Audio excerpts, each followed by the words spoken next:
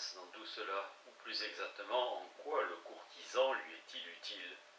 Tout bien pesé, répond Jacob Burckhardt, un tel homme n'est d'aucune utilité auprès d'un souverain, puisqu'il a lui-même les qualités et les allures d'un prince accompli, et que sa supériorité toute simple et toute naturelle suppose un être trop indépendant. Le mobile secret qui le fait agir, c'est l'auteur, à beau vouloir le dissimuler, non pas le service du prince, mais sa propre perfection. Le prince sans lequel il n'y aurait pas de cour ni de courtisan, ne serait-il pas en définitive le grand absent du livre, comme Guidibaldo l'était des soirées d'Urbino? Et de même que le prince de Machiavel est seul devant les responsabilités du pouvoir et de l'action, le courtisan de Castiglione ne serait-il pas seul lui aussi enfermé dans la recherche narcissique de sa propre perfection? Burckhardt, qui dans son grand livre caractérise la Renaissance italienne, en premier lieu par le développement de l'individu, voit chez Castiglione la confirmation de sa thèse et met le doigt sur un aspect effectivement remarquable de son œuvre, ce que l'on pourrait appeler l'autonomisation du courtisan. Mais cette autonomisation n'est pas et ne peut pas être totale. Le courtisan n'oublie jamais qu'il dépend dans sa profession de la faveur du prince qui accorde ou refuse sa grâce. Le rapport personnel qui existe entre le courtisan et son seigneur est analysé tout au long du texte et l'on constate qu'il s'approfondit peu à peu et même se transforme. Au début, dans le livre 2, il est défini comme le lien chevaleresque qui unit le gentilhomme à la maison régnante, et le courtisan est celui qui doit aimer et quasi adorer le prince. Il s'agit d'attirer son regard favorable par une incessante parade, le séduire, le flatter.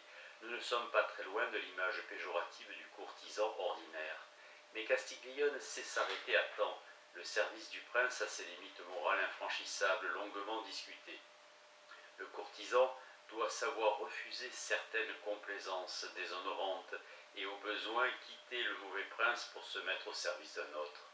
La biographie de Castiglione et de ses amis montre que ces changements de patron étaient non seulement possibles, mais même de règle. Dans une nation unifiée et politiquement centralisée comme le sera plus tard la France de Louis XIV, ce genre de choix ne sera plus permis à l'aristocrate. Pour lui, ce sera la cour ou rien, le néant politique, l'exil dans ces terres provinciales. Mais la question du rapport au prince se pose à nouveau et différemment, avec plus de gravité et d'élévation, sur un plan à la fois politique et philosophique. De flatteur bien intentionné, le courtisan va accéder au statut supérieur d'instituteur du prince, à l'instar de Platon et d'Aristote, et devenir ainsi le maître du maître. C'est retrouver dans le contexte historique de l'Italie moderne, avec ses nouvelles principautés, la vieille question de la tyrannie, telle que se l'était posée Platon, Xénophon et Aristote. Comment empêcher que le pouvoir d'un seul ne signifie l'arbitraire, le caprice, le mal moral et politique? Par la pédagogie, répond Platon, par la conversion philosophique du tyran, par la bonne éducation que lui aura donnée un sage et par les conseils qu'il continuera à en recevoir. Castiglione n'a aucune nostalgie, à la différence de Machiavel, pour la forme républicaine du pouvoir politique. Il ne partage pas l'idéal civique des premiers humanistes florentins, Coluccio Salutati, Leonardo Bruni, et ses allusions aux institutions communales de Florence sont toujours ironiques. Dans le débat très classique qu'il instaure autour du problème du meilleur gouvernement, il confie à son ami, le Vénitien Bembo, le soin de défendre les mérites de la République aristocratique, mais sans conviction. Et lorsqu'il semble reprendre à son compte les arguments d'Aristote et de Polybe en faveur d'un gouvernement mixte, qu'il retiendrait le meilleur de la monarchie, de l'aristocratie et de la République populaire, il s'agit visiblement d'une position purement théorique. Il est persuadé que la forme de gouvernement qui correspond le mieux aux exigences du temps présent est l'absolutisme monarchique dans les petites principautés comme dans les grands États qui s'édifient autour de François Ier, de Charles Quint et d'Henri VIII d'Angleterre. Machiavel, au même moment, parvient à la même conclusion, et pourtant Le Prince est un livre bien différent du Courtisan.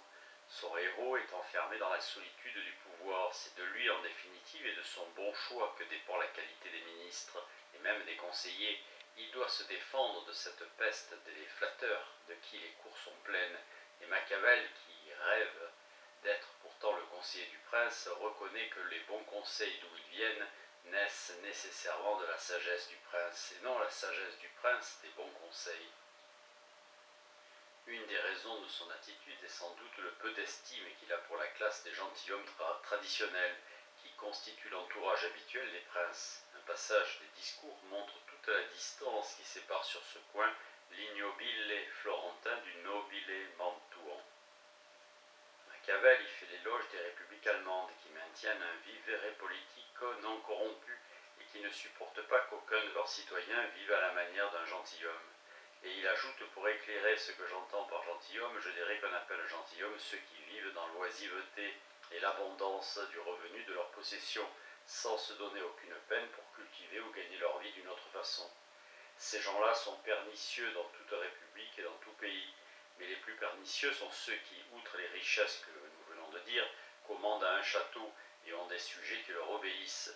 De ces deux espèces d'hommes, le royaume de Naples, le territoire de Rome, la Romagne et la Lombardie sont remplis. De là vient que dans ce pays, il ne s'est formé aucune république ni aucune vie politique, car des hommes de ce genre sont totalement ennemis de toute vie civile, civilita.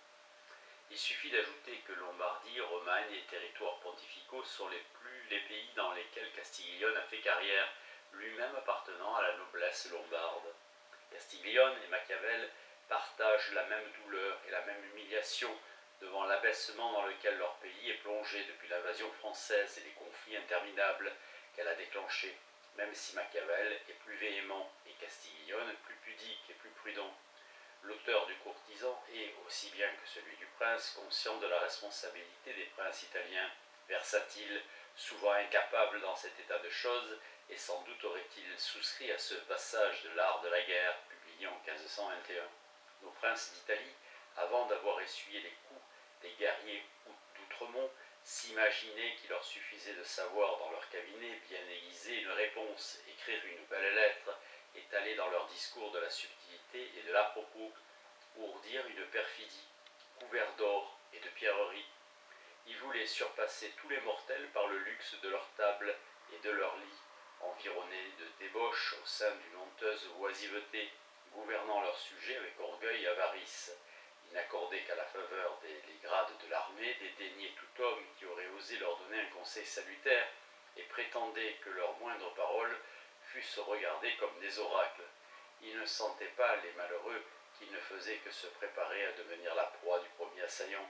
De là vinrent en 1494 les terreurs subites, les fuites précipitées et les miraculeuses défaites. Il serait plus exact de dire que Castiglione aurait souscrit à la condamnation morale portée par Machiavel à l'égard de la lâcheté et de la corruption de certains princes italiens, mais qu'il ne l'aurait pas suivi quand il s'en prend aux subtilités de cabinet et au goût pour les discours habiles et bien tournés. C'est là séparer et même opposer les armes et les lettres, et Castiglione s'y refuse. Mais il aurait admis que le tort des princes était de dédaigner tout homme qui aurait osé leur donner un conseil salutaire. Encore eût-il fallu que cet homme ne fût pas n'importe qui, mais un parfait courtisan dont la perfection consista à donner de bons conseils et aussi à les faire accepter. Les faire accepter, cette difficulté, Machiavel l'ignore. Castiglione en fait au contraire le sujet de son livre, et puisque nous avons entamé un parallèle entre les auteurs, évoquons un épisode vraiment significatif. Quand Machiavel écrivit son De Principatibus et chercha à se rapprocher des Médicis, il pensa à dédier son livre à Julien de Médicis, le Julien le magnifique du courtisan. Julien étant mort en 1516, c'est son cousin Laurent de Médicis, devenu duc d'Urbino, après que Francesco Maria della Rovere eut été dépossédé pour un temps de son duché par le pape Léon X qui reçut la dédicace. On sait comment commence cette dédicace. La coutume la plus fréquente chez ceux qui veulent gagner la faveur d'un prince, c'est de se présenter à lui avec ceux de leurs biens dont ils font le plus de cas ou dont ils le voient faire ses délices. Aussi leur voit-on très souvent être offerts des chevaux, armes, brocarts, pierres précieuses et autres ornements dignes de leur grandeur. Comme donc je désirais m'offrir à votre magnificence, avec quelques témoignages de ma soumission envers elle, je n'ai trouvé dans mon bagage chose dont je fasse plus de cas et d'estime que je connaisse que la connaissance des actions des grands hommes, connaissances qui m'ont enseigné une longue expérience des choses modernes et une lecture continuelle des anciennes. Cette œuvre, je ne l'ai pas ornée et chargée de formules amples, de paroles ampoulées, magnifiques, ou de ces autres parures aux ornements extrinsèques, dont beaucoup ont coutume d'illustrer et broder leurs écrits. On sait aussi que Laurent ne lut probablement jamais le livre qui lui avait été dédié, et qu'il mourut en 1519, à l'âge de 27 ans, sans avoir à ses dernières heures souhaité d'autre réconfort que les bons mots d'un bouffon.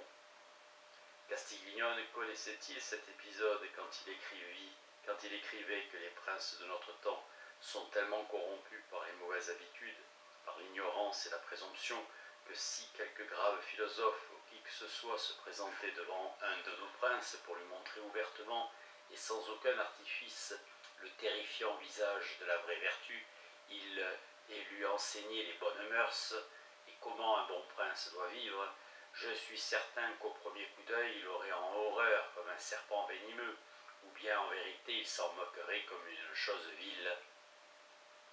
La question est bien entendu purement rhétorique, mais elle souligne deux attitudes opposées face à la même nécessité qui est de bien conseiller le prince. Le courtisan doit conduire le prince par le rude chemin de la vertu, en le lui rendant facile, en tenant son esprit continuellement occupé à des plaisirs honnêtes, musique, armes et chevaux, vers propos d'amour, en le trompant par une tromperie salutaire, comme font les médecins qui enrobent de miel une potion amère. C'est le noble mensonge de Platon. Comme le philosophe de Platon, le courtisan a une fonction à la fois pédagogique et thérapeutique. Si l'on compare Machiavel et Castiglione, il ne faut donc pas opposer trop radicalement, comme le fait d'habitude, la dureté, voire la brutalité réaliste de l'un et l'idéalisme un peu mièvre de l'autre. N'oublions jamais que Machiavel, Guichardin, Laretin, Benbow, Castiglione ont vécu dans le même monde, ont connu les mêmes événements, fréquenté les mêmes personnages. Machiavel admirait César Borgia, en qui Castiglione voyait au contraire impius ille humanarum divinarum rerum profanator. Mais le familier de la cour d'Urbino était peut-être le mieux placé pour savoir à quoi s'en tenir au sujet du Valentinois. La vision de l'homme qui se dégage du courtisan est tout sauf naïve et remplie d'illusions. Castiglione sait bien que l'homme n'est pas bon, et il cite le proverbe qui veut que quand l'ennemi est dans l'eau jusqu'à la ceinture, on doit lui donner la main pour le tirer du danger. Mais quand il y est jusqu'au menton, on doit mettre le pied sur la tête et le noyer au plus vite. Aussi, malgré le rapprochement qu'il fait de lui-même avec la République de Platon, ne saurait-on pas voir dans son œuvre une utopie? L'utopie, c'est ce qu'écrit très précisément au même moment, 1516, un autre humaniste attaché au service d'un roi, à savoir Thomas More. Que le prince, le courtisan et l'île d'Utopie, ces trois grandes œuvres au destin européen, soient exactement contemporaines, ne peut être l'effet du hasard. Et sans doute le courtisan représente-t-il la synthèse dans le microcosme de la cour entre le rêve humaniste d'une société parfaite et heureuse et le constant rappel à la rude réalité de la nature mauvaise de l'homme. En définitive, ce que décrit le courtisan, c'est le processus de la civilisation, processus dans lequel la classe supérieure de la société, à partir de ce lieu circonscrit qu'est la cour, joue un rôle déterminant de moteur et de modèle. Ce que la société de cour représente, et Castiglione l'a exprimé une fois pour toutes, c'est la conquête de la culture sur la nature, de l'humanitas sur la veritas, à travers l'extériorité des manières. Le processus de la civilisation commence par les manières, tel est le secret de la superficialité du courtisan. Aussi longtemps que dureront les cours, écrit Torquato Tasso dans Il Malpiglio overo della Corte, aussi longtemps que les princes, les dames et les chevaliers se réuniront ensemble, aussi longtemps que la valeur et la courtoisie auront leur séjour dans nos âmes, le nom de Castiglione sera honoré. Mais si les princes, les dames et les chevaliers ont disparu, le courtisan demeure, car bien plus que la défense en illustration d'une certaine élite de cour, il est une variation parfaite sur le thème sans âge de la kalogatia grecque de l'homme bel et bon et la célébration d'un moment exquis de la culture humaine. Alain Pons.